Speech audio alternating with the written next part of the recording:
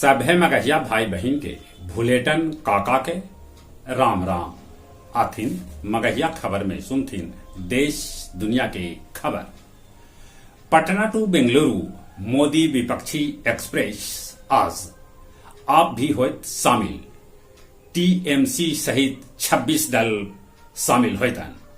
संयोजक आज केकरो बनावल जा सका है, साथे साथे न्यूनतम साझा कार्यक्रम पर भी होत विचार। 11 जुलाई के पटना में होयल शिक्षक प्रदर्शन में शामिल 2 दर्जन शिक्षक से पूछल गए है सोकाऊ।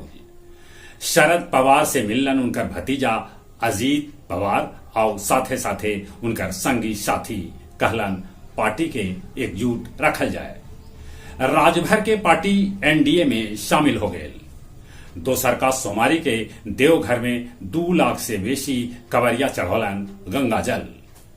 हथुआ राज के पट्टीदार जितेंद्र प्रताप शाही के हो गए संदिग्ध मौत। जेहल में बंद पूर्व विधायक आनंद सिंह के बाढ़ खुलल रह गए, जकरा से समर्थक सभे सुरक्षाकर्मी और कच्चा पाल के साथे कैलन मारपीट।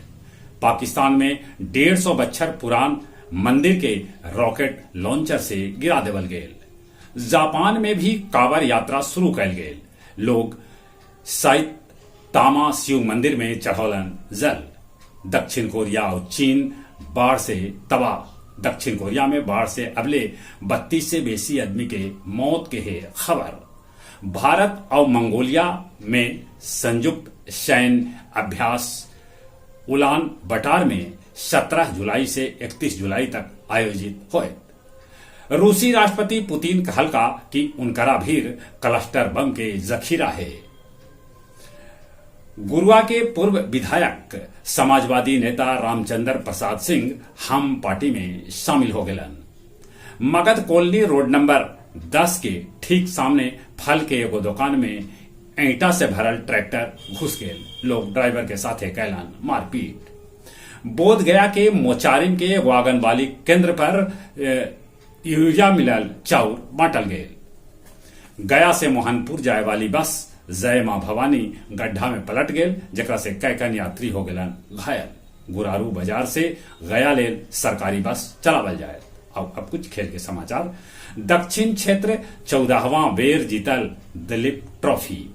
एशियाई एथलेटिक्स पारुल के भेटायल 500 मीटर दौड़ में रजत। बांग्लादेश भारत के एक दिवसीय मैच में पहल बेर हरा दिला।